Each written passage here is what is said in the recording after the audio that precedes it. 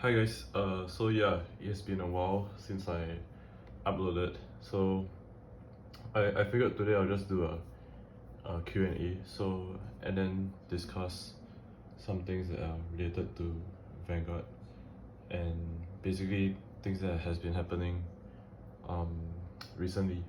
So I think this video will be a pretty lengthy video, especially since I haven't uploaded in quite long. So um, yeah, I'll start off with the Q&A. So I'll read through some of the comments that I've received for um, the videos that I've made so far.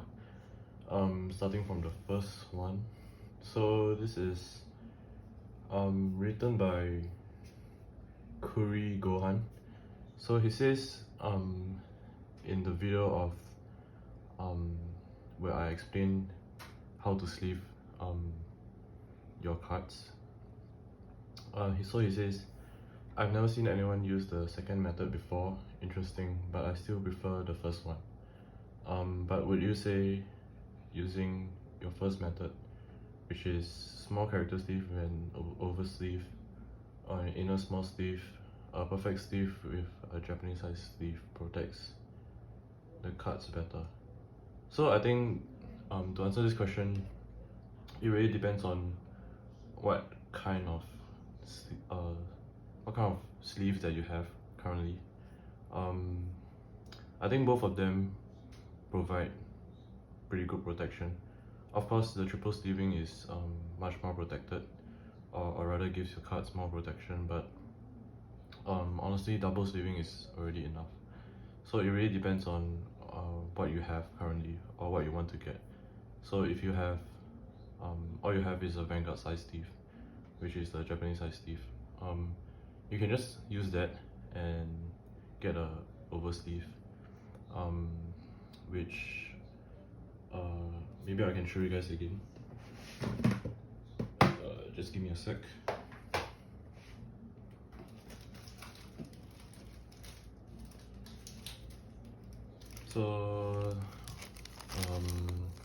So these are the ones that these are the over sleeves that I use for Japanese size sleeve. They're pretty good.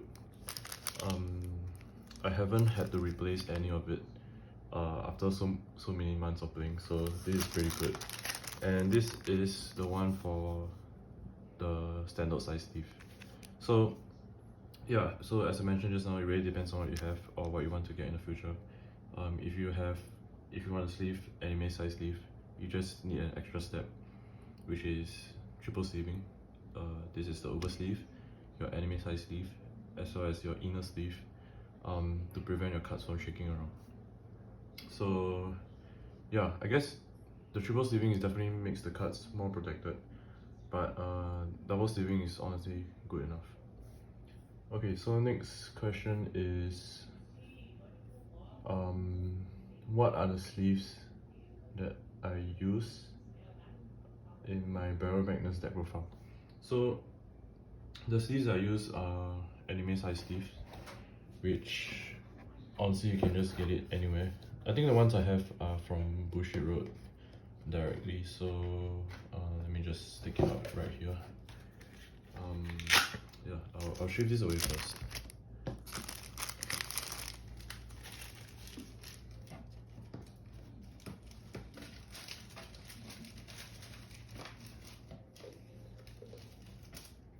Yeah, so so speaking of Barrel Magnus, I will make another deck profile of Barrel Magnus because I've updated it recently with the new support from BTO2. Yeah, so the sleeves I use are actually Bushy Road sleeves. So this is for my right deck. They are like anime size sleeves, and yeah. So you can just get this from Bushy Road directly. And the other one I use is like basically an anime size sleeve, which I think they're from Bushy Road as well. So yeah, actually nothing really special here. So I think that's what the question is asking. But other than that, or maybe you're asking what inner sleeves I use, but anyway, the inner sleeves is basically just any Japanese size sleeve. It can be basically whatever you have, or you can just get some cheap like Japanese size sleeve and then sleeve your Vanguard card or any Japanese size card, and then you can put it in your anime size sleeve or your standard size sleeve and oversleeve it with the red Z sleeve. Yeah, so that's what that's all I have for that question. So that was by Anne Woon. So next is by Generous Slayer. So he says, nice videos. Would be nice to know where you usually buy products, as well as the price. So I buy my products from either locally or from online. So locally, I'm from Singapore. So I think that's another question in front as well. But yeah, I'm from Singapore. So locally there are many card shops in Singapore. So in terms of actually, what was this written by? So he commented in my box opening for DSS01. Yeah, so that box I bought it from my locals around my area. The price was around 50 to 60 per box, I think, but that's pretty standard for boxes in Singapore. Yeah, so 50 to 60 as in like Singapore dollars. So that's where I get it locally. In Singapore you can also buy like play sets, or rather pre-order play sets for a certain price, which are pretty affordable as well. I've bought a few times, I think. Not many times, but usually I just buy singles for the cards that I really need. Yeah, but in terms of purchasing it online, I buy it from TCG Japan, which is a pretty reliable source. I've bought cards there for quite long, and I've done it many times as well. And they usually come at a pretty cheap shipping fee, which depends on how fast you want it. But the cheapest is around a few dollars to like tens of dollars. So yeah, those are the two main places that I get my cards from. Actually there's another place which is basically online sellers in Singapore. So we have a platform called Carousel, which allows people here to basically sell the things that they don't need at a certain price of their choosing. So I bought multiple decks from Carousel, and for a pretty affordable price. Yeah, so those are the three places that I buy my cards from. So next question, let me just scroll.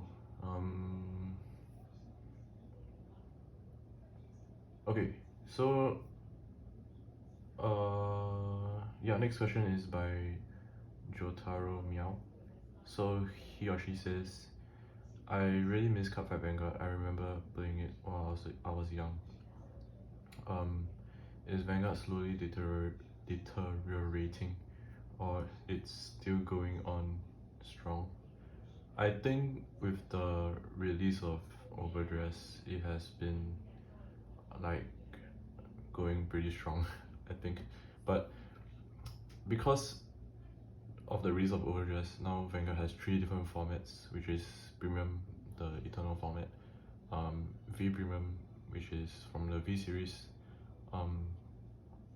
last year, and then now we have the D series, which is Overdress. But I definitely don't think Vanguard is in a way dying or like slowly deteriorating, but rather it's still like going pretty strong. I guess one reason why is because of, I guess, the quality of how the company has been running the card game itself.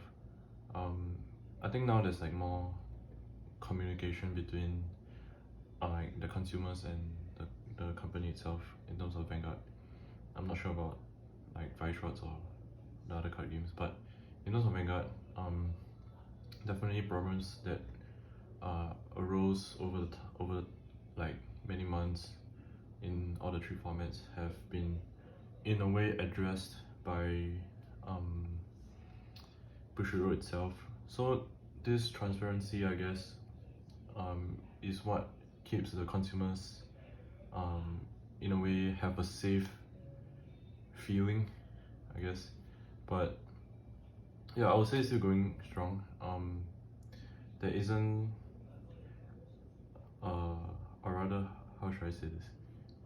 It just doesn't feel like it's gonna go away anytime soon. So I mean, it has been around for like over a decade, and because it has been around for like quite some time, I don't think it's just gonna like go away like after like in a few months from now. But you know, you never know, but I hope that that's not the case. Yeah, because they also like tell you what they're gonna release in advance, right? So in a way, there's like a timeline for us to look forward to. Yeah, so I would say it's still going pretty strong. They definitely know what they're doing. They have a plan for what they're doing, and I guess the player base here as well. I can't really speak for everyone, but from my circle of friends, we still play quite a lot, I would say. Although we definitely do take breaks, which are important as well. Okay, so next question is by Nick. He says, doesn't triple sleeving make the deck nearly impossible to shuffle without splitting the deck into parts? So not really actually. Because I guess if you don't really want your cards to move around in your anime sleeve, realistically that's the only option. So if you don't want to in a way have a hard time shuffling your deck, you can use a thinner inner sleeve, which allows you to shuffle your deck better. The one I have isn't the thinnest, honestly. I mean, it's quite thin, but like you can use, I guess, the clear plastics sleeves, which are in a way thinner and like easier to shuffle. But so far I haven't had much of a problem shuffling, so I can just show you here. So this is my entire deck. Usually I just reverse shuffle. I just take like half a stack and just reverse shuffle like that, and then push it down with my left hand. Just repeat the process. Oh, okay. So reverse shuffle is easy, but if you wanna like shuffle it normally, it's kind of hard unless you have big hands. But yeah, so that's what I mean. But usually I'll just reverse shuffle. I'm also not used to doing normal shuffling, so I'll just reverse shuffle. And it seems fine. Yeah, so that's the question from Nick.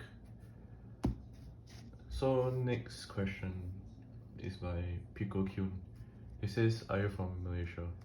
I'm not from Malaysia, although I was born there, but I currently live in Singapore, so yeah.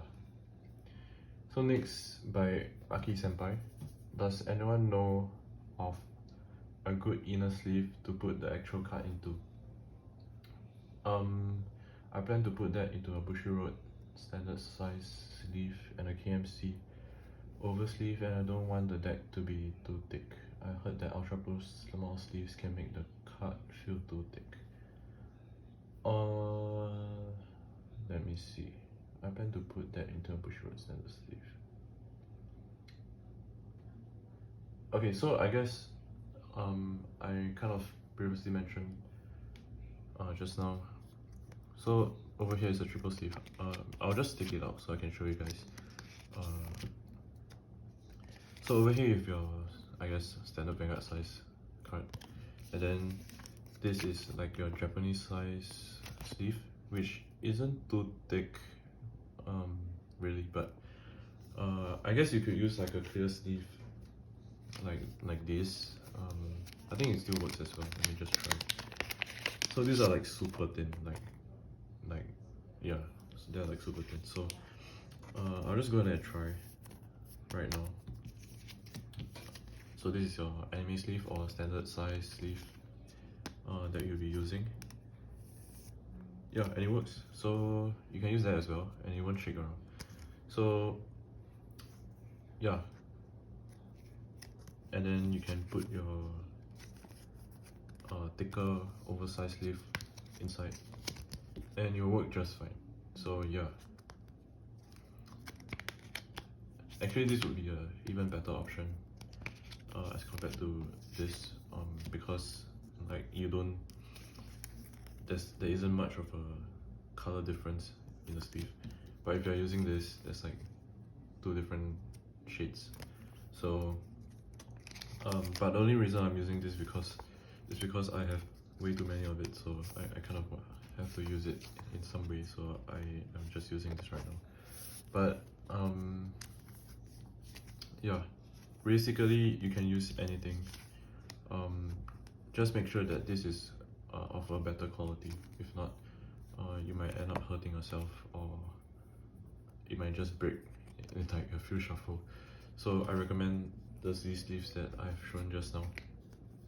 And this standard sleeve can be really anything you want. You can get it from Bushiroad, your stores. I think they might have it. What else?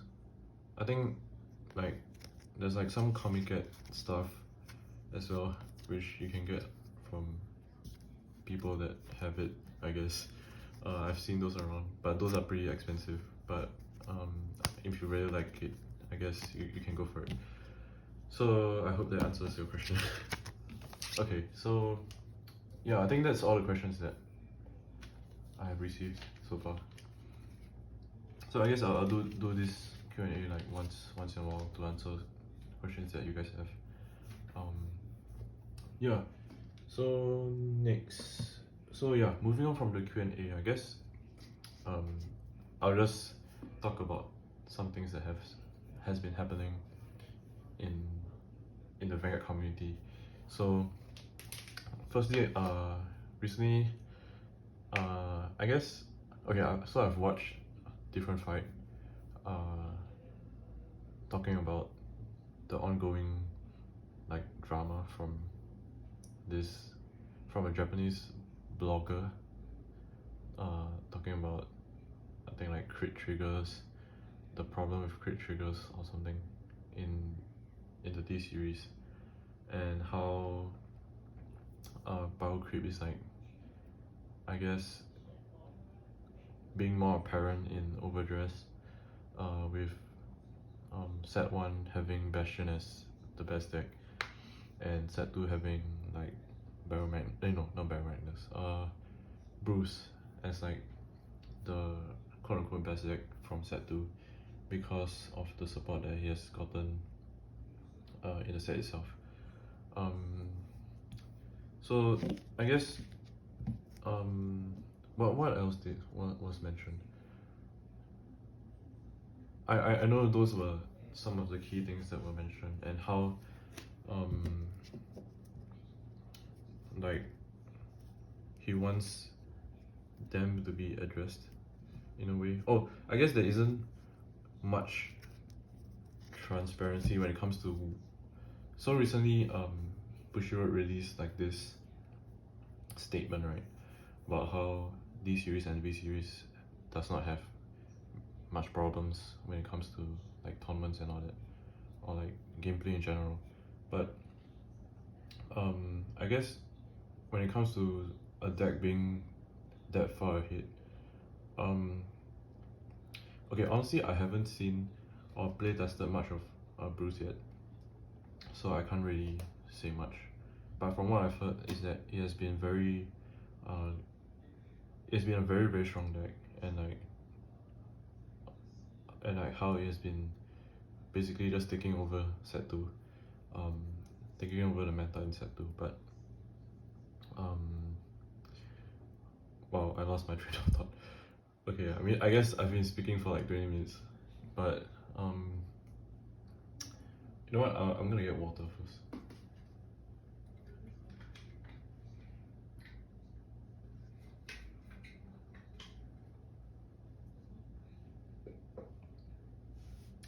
Yeah, so basically, uh, not only Different Fright has addressed this, but Solomon Vanguard, he has also talked about the the ongoing drama about this.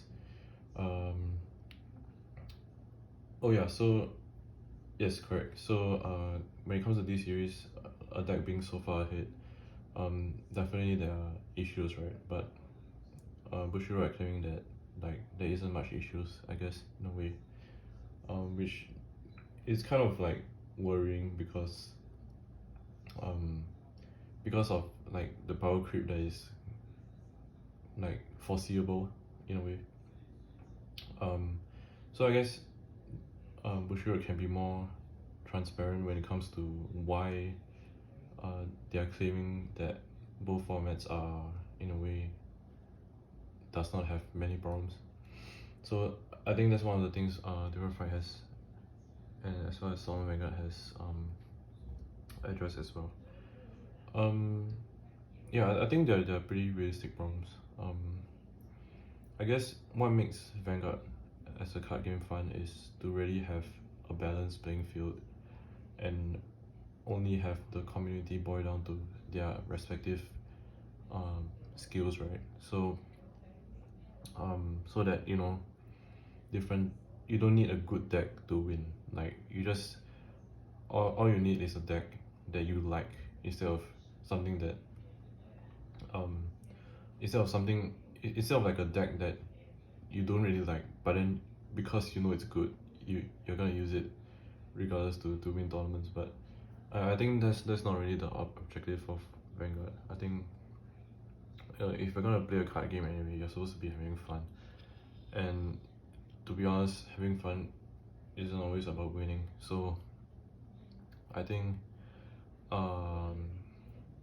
yeah, like for example, like Bruce has been like quote unquote the best deck, but I don't even okay I own Bruce, I own the deck, but because I main Dark States in Overdress, right?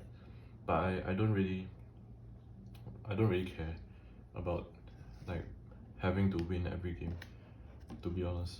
And I don't even use much of Bruce. Even though like Leonard is a supposedly a very good card.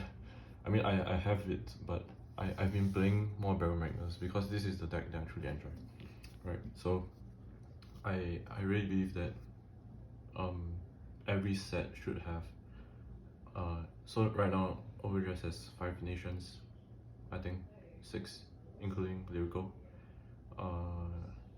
Yeah, but I believe that all nations should have an equal amount of power, and maybe just a slight deviation here and there, but that's about it. Like I think ultimately everything should just boil down to the players, the skills of the players, and how you know people respond to different play styles, right? I think that's much more important.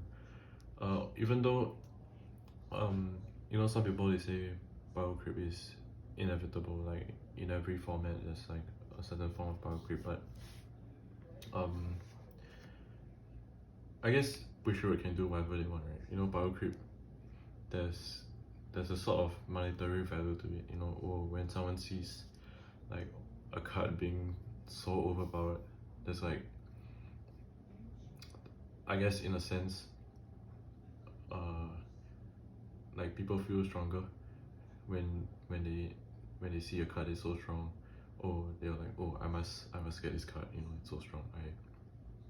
I can finally, I don't know, like beat someone that I've been losing to for a very long time. Yeah, but I and then that kind of makes like sales go up, right? Because people want the card. I really hope that that doesn't happen. Even though I think we have seen it a few times before, especially in premium. last year, about the whole Zazan drama and all that, and about what else are there, and basically a lot of things from the V series, like how every booster is just power creeping the previous set. Like what was the I think Solemn Vanguard has already addressed this, so I don't think I'll have to repeat that. But yeah, so I guess that's the main thing that I've been seeing recently. Another thing that I recently watched, like literally just now, is about how it's basically about cheating in Vanguard. So it's by, let me just check the YouTuber because I forgot his name. It's by Entropy Vanguard. So he made a video about, I'm not sure when. Yeah, he made a video, I think recently, about how he noticed cheating in Vanguard. So and how he had to take a break because of that. I think there's many of us, we have our own lives to live, right? We don't just play Vanguard. We have like our jobs. We have school. We have work. And like many other things to do apart from Vanguard. Most people, I would say, play Vanguard as their hobby, as what they like to do on the side, just to have fun. Even though there's a more competitive side to Vanguard, but I guess those are for really people who are really serious into actually getting their skills to a certain place in the game. But like I guess it really, there isn't really a need for cheating to happen, especially in tournaments, right? Like in tournaments, you're supposed to showcase what you're capable of using your skills and your skills only. But if you're gonna try and like cheat in Vanguard, then what's the point, right? You first of all, you're not showcasing what you're truly capable of, and you're just, I guess, in a way, yeah, you're like cheating yourself. So, and then you're not gonna learn much from the game itself, right? As compared to having a casual game, where you guys fight it out, and then from there you can really learn from each other. But I guess, so back to my point. So many people see this about see Vanguard as a hobby. So you don't really want to be, you all you want to do is like have fun after a long day. Maybe you came back from work, from school, from wherever or whatever you're doing, and you just want to have a good game of Vanguard. If like that's the case, I guess just go for it. Don't think about anything else. Follow the rules, I guess. And just have a fun time. So yeah, there's like a few issues that I've been hearing, especially in the internet, about Vanguard itself. So yeah, as for how players cheat, right? Okay, basically I'll just show you guys, just to sum up the video that I've seen from the channel. So basically, Entropy Vanguard, he shows like, if I'm not wrong, multiple camera angles about how, okay, for example, I have a trigger here, and this is like a normal card. Like a trigger would have like a different, okay, because you know how double sleeving, there's like gaps, right? Like on all sides here. But like those, for players who want to cheat, they will like either shift this normal card sleeve to a different certain position where I don't even know how to do it. Is it even possible? I guess it is, okay, sure. But they will like do this purposely, and then I guess that's way too obvious, right? Like, I don't know. Like, what's even the point of doing this? But like, basically they will just have a card or normal card or a trigger card that does this. Whenever they see this on top of their deck, they will know what the card is, which is, oh my god, it's just like, what's the point of playing the game then? Like, okay. Yeah, I mean, when I started, I'm like, wow. I mean, like, just play the game as it is. If you're gonna find something else to do, just have fun, and you know, don't think about it so much. I mean, I guess if you lose, you lose. Like, you learn something from it. Yeah, I mean, okay, so recently I've been playing a lot of Vanguard 0, but every game, especially when you're using a new deck, is a learning experience, you know. So for me, I've been playing a lot of Go Paladin, and it really isn't an easy deck to pilot, right? There's so many mechanics, like Echo Veil, and you're running like 2 engines. You're running, I don't know, some people run 1 with Percival, and because right now I think I'm in set 19 for Vanguard 0, so Percival is the new card, the new Legion card with Echo Veil, and what's the other one? Prominence Core. So Prominence Core is the basically for me is the main right target, because you want to be forcing your opponent's crit all the time. So you know, when I first started using the deck, I didn't really know how to pilot it, right? I was like, okay, basically ultimately I figured out how to use the deck, but before I actually knew how to use it, I had to play many games, experiment around, and from there I learned, I learned a lot about how the grade 2 game is very important. Because Go Paladin is kind of like a rush deck. You need to force early damage so that in the late game you can just create opponents with Prominence Core.